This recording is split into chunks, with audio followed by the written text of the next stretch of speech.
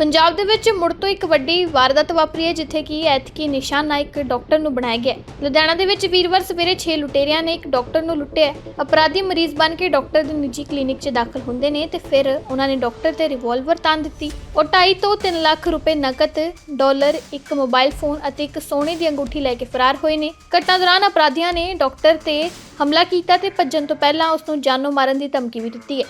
ਲੁਟੇਰੇ ਡਾਕਟਰ ਦੇ ਘਰ ਵੀ ਦਾਖਲ ਹੋਏ ਤੇ ਉਸ ਦੀ ਪਤਨੀ ਨੂੰ ਲੁੱਟਣ ਦੀ ਕੋਸ਼ਿਸ਼ ਕੀਤੀ।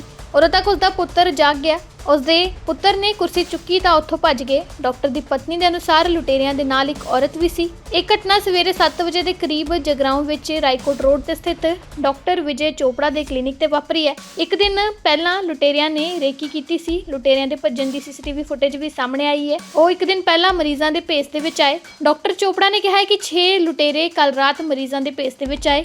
ਉਹਨਾਂ ਨੇ ਆਪਣਾ ਚੈੱਕਅਪ ਕਰਵਾਇਆ ਤੇ ਚਲੇ ਗਏ। ਮੈਂ ਉਹਨਾਂ ਨੂੰ ਕਿਹਾ ਕਿ ਉਹ ਆਪਣੀ ਦਵਾਈ ਲੈ ਕੇ ਜਾਣ। ਉਹਨਾਂ ਨੇ ਮੈਨੂੰ ਗਲੂਕੋਜ਼ ਦੀ ਬੋਤਲ ਲਗਾਉਣ ਲਈ ਕਿਹਾ। ਮੈਂ ਕਿਹਾ ਕਿ ਗਲੂਕੋਜ਼ ਕੱਲ ਲਗਾਵਾਂਗਾ। ਉਹ ਸਵੇਰੇ ਵਾਪਸ ਆਏ। ਉਹਨਾਂ ਨੇ ਕਿਹਾ ਕਿ ਅੱਜ ਸਵੇਰੇ ਮੈਂ ਦੁੱਧ ਲੈਣ ਗਿਆ ਤੇ ਉਸ ਤੋਂ ਬਾਅਦ ਘਰ ਵਾਪਸ ਆਇਆ। ਉਹ 6 ਵਜੇ ਕਲੀਨਿਕ ਆਏ ਤੇ ਕਿਹਾ ਕਿ ਬੋਤਲ ਲਗਾ ਦਿਓ। ਮੈਂ ਬੋਤਲ ਲਗਾਈ। ਮੈਂ ਉਹਨਾਂ ਨੂੰ ਕਿਹਾ ਕਿ ਤੁਸੀਂ 6 ਜਾਂ 7 ਇਕੱਠੇ ਰਹਿੰਦੇ ਹੋ। ਉਹਨਾਂ ਨੇ ਕਿਹਾ ਹਾਂ। ਇਸ ਤੋਂ ਬਾਅਦ ਮੈਂ ਨਹਾਉਣ ਚਲਾ ਗਿਆ।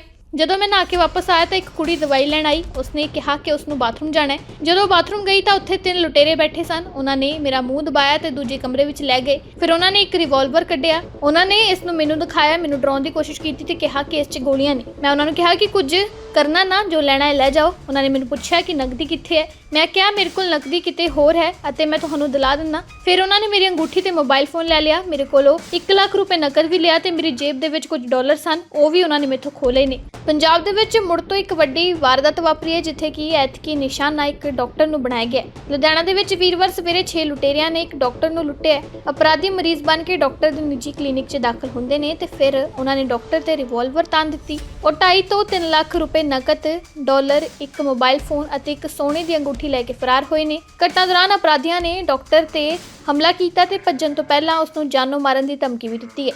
ਲੁਟੇਰੇ ਡਾਕਟਰ ਦੇ ਘਰ ਵੀ ਦਾਖਲ ਹੋਏ ਤੇ ਉਸ ਦੀ ਪਤਨੀ ਨੂੰ ਲੁੱਟਣ ਦੀ ਕੋਸ਼ਿਸ਼ ਕੀਤੀ। ਉਦੋਂ ਤੱਕ ਉਸ ਦਾ ਪੁੱਤਰ ਜਾਗ ਗਿਆ। ਉਸ ਦੇ ਪੁੱਤਰ ਨੇ ਕੁਰਸੀ ਚੁੱਕੀ ਤਾਂ ਉੱਥੋਂ ਭੱਜ ਗਏ। ਡਾਕਟਰ ਦੀ ਪਤਨੀ ਦੇ ਅਨੁਸਾਰ ਲੁਟੇਰਿਆਂ ਦੇ ਨਾਲ ਇੱਕ ਔਰਤ ਵੀ ਸੀ। ਇਹ ਘਟਨਾ ਸਵੇਰੇ 7 ਵਜੇ ਦੇ ਕਰੀਬ ਜਗਰਾਉਂ ਵਿੱਚ ਰਾਏਕੋਟ ਰੋਡ ਤੇ ਸਥਿਤ ਡਾਕਟਰ ਵਿਜੇ ਚੋਪੜਾ ਦੇ ਕਲੀਨਿਕ ਤੇ ਵਾਪਰੀ ਹੈ। ਇੱਕ ਦਿਨ ਪਹਿਲਾਂ ਲੁਟੇਰਿਆਂ ਨੇ ਰੇਕੀ ਕੀਤੀ ਸੀ। ਲੁਟੇਰਿਆਂ ਦੇ ਭੱਜਣ ਦੀ ਸੀਸੀਟੀਵੀ ਫੁਟੇਜ ਵੀ ਸਾਹਮਣੇ ਆਈ ਹੈ। ਉਹ ਇੱਕ ਦਿਨ ਪਹਿਲਾਂ ਮਰੀਜ਼ਾਂ ਦੇ ਭੇਸ ਦੇ ਵਿੱਚ ਆਏ। ਡਾਕਟਰ ਚੋਪੜਾ ਨੇ ਕਿਹਾ ਕਿ 6 ਲੁਟੇਰੇ ਕੱਲ ਰਾਤ ਮਰੀਜ਼ਾਂ ਦੇ ਭੇਸ ਦੇ ਵਿੱਚ ਆਏ। ਉਹਨਾਂ ਨੇ ਆਪਣਾ ਚੈੱਕਅਪ ਕਰਵਾਇਆ ਤੇ ਚਲੇ ਗਏ। ਮੈਂ ਉਹਨਾਂ ਨੂੰ ਕਿਹਾ ਕਿ ਉਹ ਆਪਣੀ ਦਵਾਈ ਲੈ ਕੇ ਜਾਣ। ਉਹਨਾਂ ਨੇ ਮੈਨੂੰ ਗਲੂਕੋਜ਼ ਦੀ ਬੋਤਲ ਲਗਾਉਣ ਲਈ ਕਿਹਾ। ਮੈਂ ਕਿਹਾ ਕਿ ਗਲੂਕੋਜ਼ ਕੱਲ ਲਗਾਵਾਂਗਾ। ਉਹ ਸਵੇਰੇ ਵਾਪਸ ਆਏ। ਉਹਨਾਂ ਨੇ ਕਿਹਾ ਕਿ ਅੱਜ ਸਵੇਰੇ ਮੈਂ ਦੁੱਧ ਲੈਣ ਗਿਆ ਤੇ ਉਸ ਤੋਂ ਬਾਅਦ ਘਰ ਵਾਪਸ ਆਇਆ। ਉਹ 6 ਵਜੇ ਕਲੀਨਿਕ ਆਏ ਤੇ ਕਿਹਾ ਕਿ ਬੋਤਲ ਲਗਾ ਦਿਓ। ਮੈਂ ਬੋਤਲ ਲਗਾਈ। ਮੈਂ ਉਹਨਾਂ ਨੂੰ ਕਿਹਾ ਕਿ ਤੁਸੀਂ 6 ਜਾਂ 7 ਇਕੱਠੇ ਰਹਿੰਦੇ ਹੋ। ਉਹਨਾਂ ਨੇ ਕਿਹਾ ਹਾਂ। ਇਸ ਤੋਂ ਬਾਅਦ ਮੈਂ ਨਹਾਉਣ ਚਲਾ ਗਿਆ।